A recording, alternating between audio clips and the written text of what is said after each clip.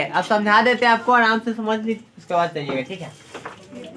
संविधान कर रही थी तो आप संविधान चालू कर दिए। आपको डिटेल्स जो है बेसिक जानकारी आपको पहले से पता है। बेसिक जानकारी यही है कि हमारा भारत का संविधान जो है दुनिया का सबसे बड़ा संविधान, दुनिया का सबसे बड़ा और लिखित संविधान। जल्दी बैठो ना। दुनिया का सबसे बड़ा संविधान है तथा लिखित संविधान है। हमारा देश जो है सबसे बड़ा लोकतांत्रिक देश है, दुनिया का सबसे बड़ा लोकतांत्रिक देश है, ठीक है ना। और हमारा जो संविधान है ये अनेक स्थानों से लेके बनाया गया है, अनेक जगहों से लेके बनाया गया है, ठीक है ना। अनेक देश से, जैसे देखिए नागरिकता का संविधान लाया गया ब्रिटेन से, मूल अधिकार का संविधान लाया गया अमेरिका से, ऐसे कर करके कहीं कहीं से लेके बनाया गया।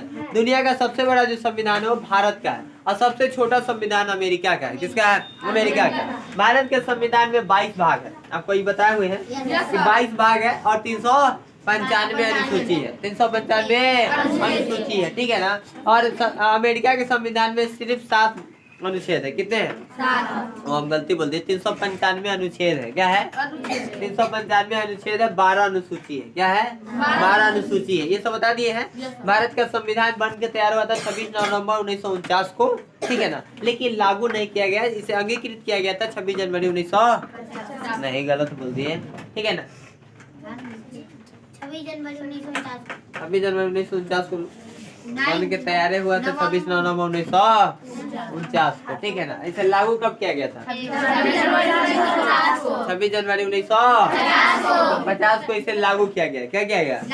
लागू किया गया था। क्यों लागू किया गया था आपको पता है? लाहौर अधिवेशन, पंडित जवाहरलाल नेहरू द्वारा पूर्ण स्वराज की मांग, उसी की वजह से लागू किया गया था, ठीक है ना। 2 महीना बाद इसे लागू किया गया था। इसे बनाने में लगे थे 2 वर्ष 11 माह 2 वर्ष 11 माह 18 दिन लगे हैं। इसके पिता कहे जाते भीमराव अम्बेडकर और इसके अध्यक्ष थे डॉक्टर राजेंद्र प्रसाद, ठीक ना। प्रारूप समिति के अध्यक्ष थे भीमराव अम्बेडकर। ये सब हो गया था ना।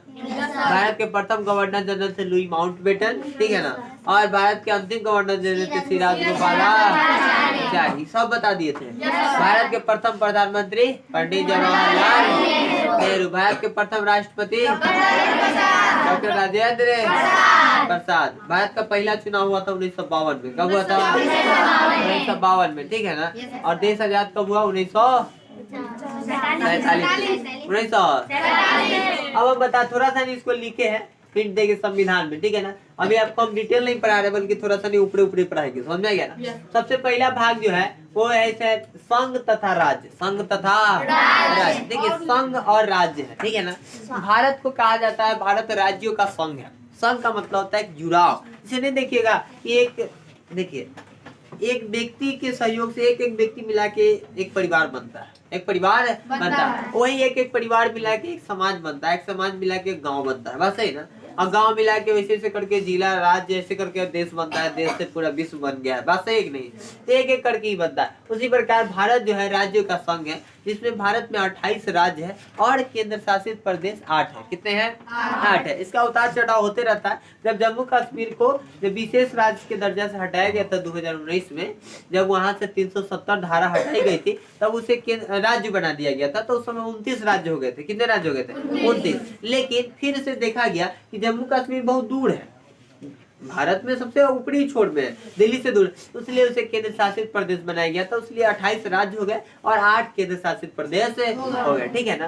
तो उस समय ये तो भारत राज्यों का क्या है? संघ, यूनियन। आप भारत में जुड़ सकते हैं लेकिन टूट नहीं सकते। इस भाग 1 में यही बताया गया है कि आप भारत में लिखो नहीं, बाद में लिखने का टाइम दिए थे ना। बताया गया है कि भारत में आप आगे जुड़ सकते हैं। जैसे सिक्किम जुड़ा कि नहीं जुड़ा?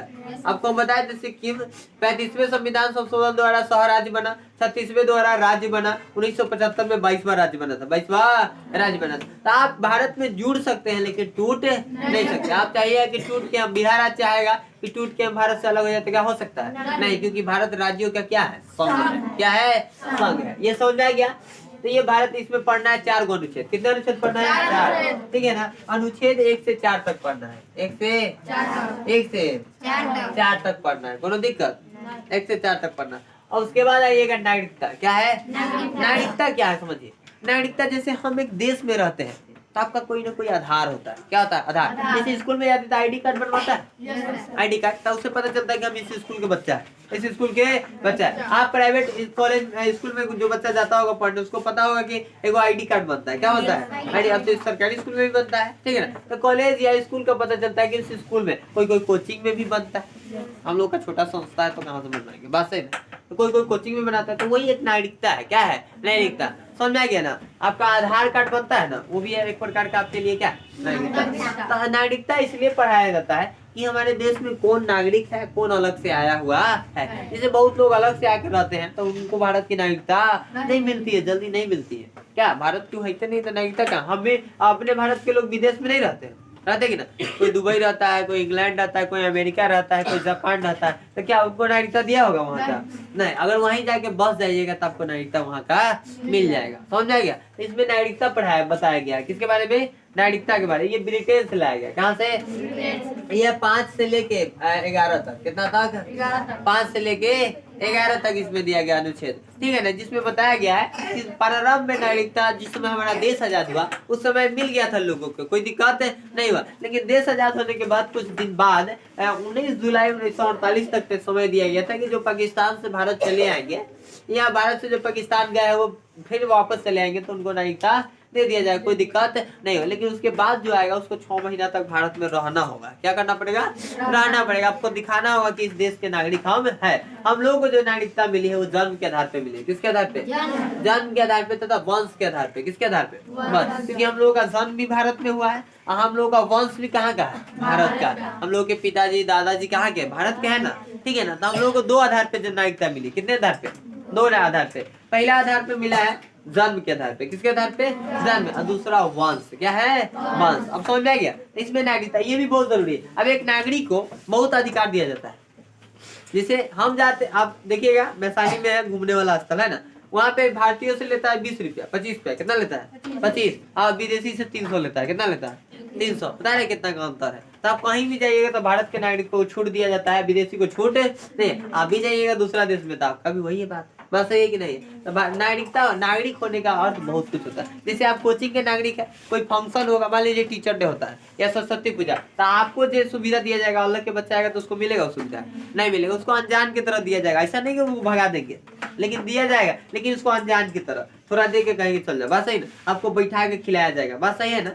जैसे में आप घट गया तो आपको ना भी देंगे तो आप खुश रहिएगा। ये नागरिक का अर्थ है। समझ आ गया?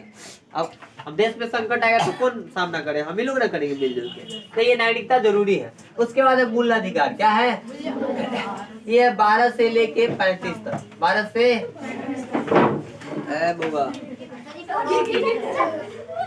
गिरगिट है तो खा थोड़ी जाएगा।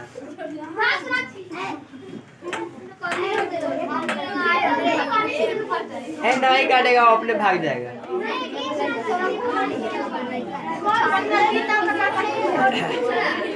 कोई काटा नहीं ना किसी को? काटा नहीं ना किसी को? चलो छोड़ो। समझिए बुआ, भाग 3 12 से 35, अनुच्छेद 12 से 35 इसमें है कर बात कर रहे हैं।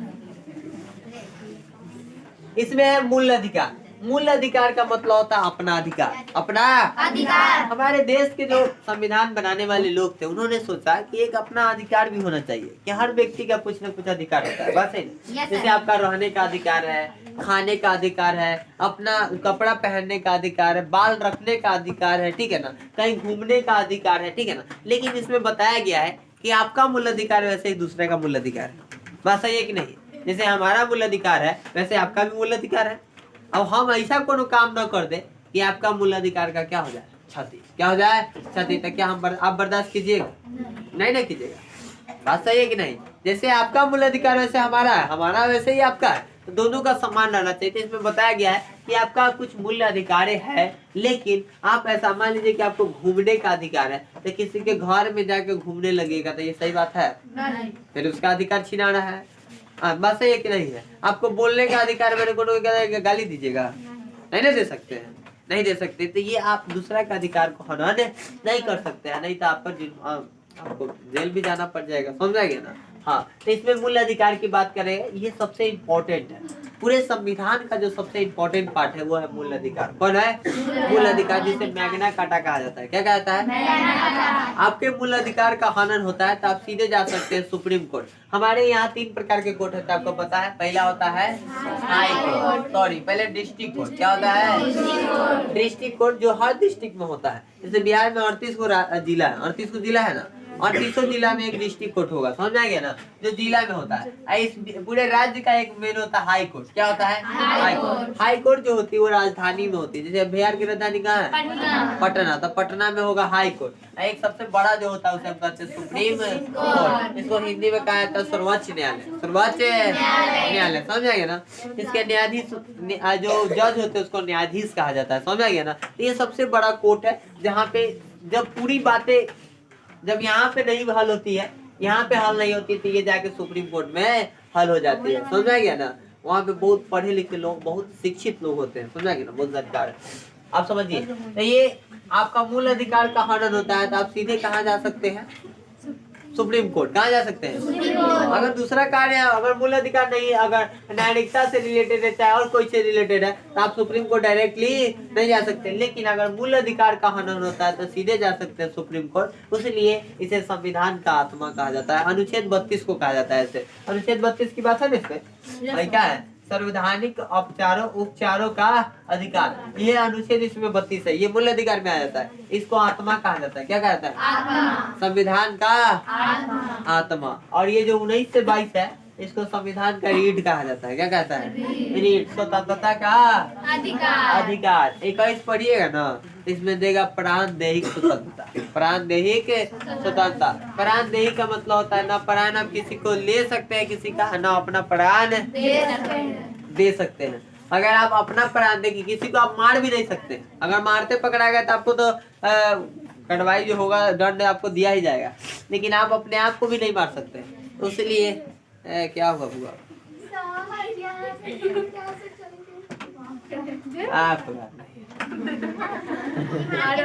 उसके अंदर अभी हड्डक हो गया था, 120 के दिन थक रहा है। काटा नहीं ना है, कोई बात नहीं। रोने लगी, डर हो गया। अरे नहीं डरो, कुछ नहीं होगा, रात ना।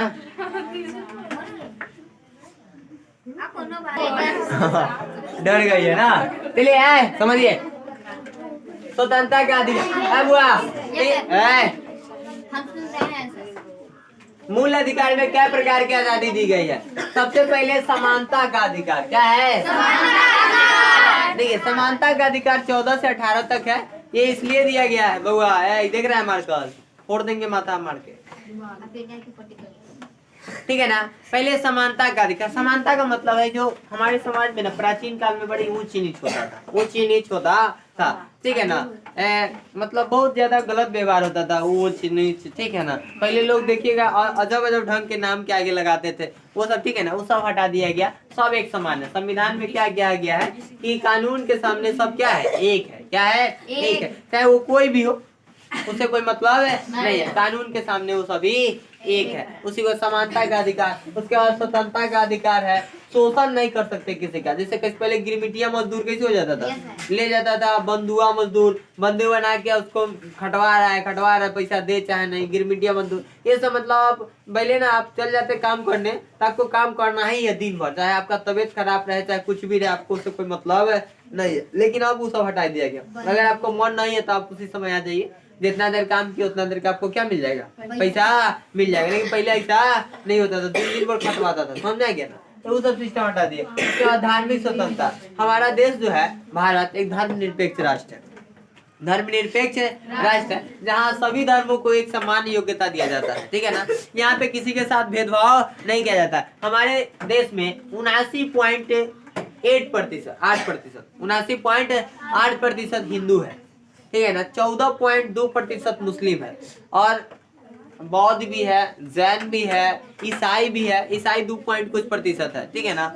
बौद्ध है भी है 1 कुछ प्रतिशत है, बात करेगा, ठीक है ना। तो बौद्ध भी है, जैन भी है, मतलब कई प्रकार के लोग हमारे देश में रहते हैं। लेकिन आज तक किसी के साथ कोई भेदभाव नहीं किया गया। सबको एक समान मान्यता है। सब लोग, हम लोग भी मंदिर बनवाते हैं, इस्लाम धर्म के लोग, वो लोग भी मस्जिद बनवाते हैं। बौद्ध धर्म है, बौद्धि लोग भी अपना पूजा पाठ करते हैं। तो किसी के साथ कोई भेदभाव नहीं होता है। तो हमारा यही हमारी भारत की यही संस्कृति है और भारत हमारा धर्म निरपेक्ष है। क्या है?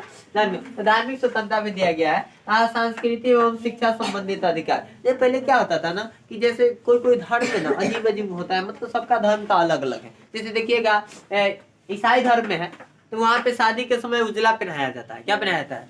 उजला। चर्च में जब लोग जाते हैं चर्च में तो वहाँ पे उजला पहना के विवाह होता है। हमारे धर्म में है, हिंदू धर्म में, इसमें उजला पहन के जाएगा शादी में तो शादी नहीं होगा। वो जब मर जाता है लोग तो विधवा औरत पहनती है उजला, बस है ना। मरने के बाद भी और उसमें मरने के बाद काला पहनता है। तो सबका अलग अलग नियम है। हमको लगता है जो मुसलमान होते हैं उनका विवाह होता है तो जानू काला वाला पहन के करते, पता ना उतना हम नहीं जानते। उसके बाद संवैधानिक की सबका उपचार कहाँ होगा? अनुच्छेद 32। अनुच्छेद 32, इसलिए इसे संविधान का आत्मा कहा जाता है। संविधान का आत्मा। उसके बाद भाग 4 है। भाग 4 राज्य के नीति निर्देशक तत्व। ये अनुच्छेद है 51 से लेके 36 से लेके 51 तक। 36 से लेके 51 तक। 36 से 51, ये 36 से 51 तक है। राज्य के नीति निर्देशक तत्व। राज्य के नीति निर्देशक तत्व इसमें जोड़ा गया है क्या क्या आपको पता है? इसमें जोड़ा गया है अगर राज्य के पास धन है या योग्यता है तो वो आपके पीछे खर्चा करेगी। जैसे आपको राशन मिलता है ना, राशन, वो राज्य के नीति निर्देशक तत्व में जाता है। किसमें जाता है? राज्य के नीति निर्देशक तत्व। अगर राज्य को मन करेगा राशन देने का तो देगा, ना मन करेगा तो नहीं देगा। आप इसके लिए कानून के दरवाजे खटखटा नहीं सकते। आप इसके लिए केस करने चले जाए कि हमको राशन न मिल रहा है। मान लो पूरा बिहार में राशन बंद कर दिया तो क्या बिहार पूरा लोग जाएगा अति करने? नहीं कर सकता है। बिहार सरकार कहेगी कि हमारा पास मतलब पावड़े नहीं है देने का, कहाँ से दे? फिर इंदिरा आवास, पता है ना, इंदिरा आवास जो घर के लिए पैसा मिलता है, फिर विधवा पेंशन जो भी मिलता है, ये सब किस में आता है? राज्य के नीति निर्देशक तत्व। ये जब पढ़िएगा तो पहले ही बता दिया जाता है। इसके लिए आप दरवाजा नहीं खटखटा सकते कानून का। ये अपना मन है, राज्य का अपना मन करेगा तो देगा, ना मन करेगा तो ना देगा। आप जबरदस्ती नहीं कर सकते। अगर उसके पास है तो देगा। ऐसा नहीं है गाँव में सबको मिल रहा है, आपको ना मिल रहा है तो आप जा सकते हैं क्या? तो आपके साथ गलत किया जा रहा है, गाँव वाला कर रहा है, ठीक है ना। पूरे बिहार में नहीं मिल रहा है तो आप नहीं जा सकते। समझा गया? उसके बाद इसी में आता है 51 के कॉम है। 51 के कॉम में आता मूल्य कर्तव्य। मूल्य कुछ हम लोगों का कर्तव्य भी है देश के प्रति। जैसे देश के प्रति कर्तव्य है कि झंडा अगर गिर रहा है तो उसको गिरने नहीं देना। 15 अगस्त के दिन में कभी भी झंडा गिरा हुआ नहीं रहना। ऐसे तो हमको लगता है कि कभी भी झंडा गिरना ही नहीं चाहिए। हमारा देश का आन बान शान है, बात सही कि नहीं? तिरंगा को कभी गिरे देखना ठीक है? नहीं। हमारे देश पे कभी भी संकट आए तो हम सब एक साथ मिलके उसका सामना करें। हमारा क्या मूल कर्तव्य क्या है? मूल कर्तव्य, ठीक है ना। डंडों को हटाए, बात सही है, ठीक है। अब भाग 5 पढ़िएगा तो इसमें आता है संघ। क्या आता है? संघ, जिसमें राष्ट्रपति की शक्ति के बारे में पढ़ना है। किसके बारे में? राष्ट्रपति की शक्ति। यहाँ तक आपको समझने में कोई दिक्कत? ये नॉर्मल सी बात है।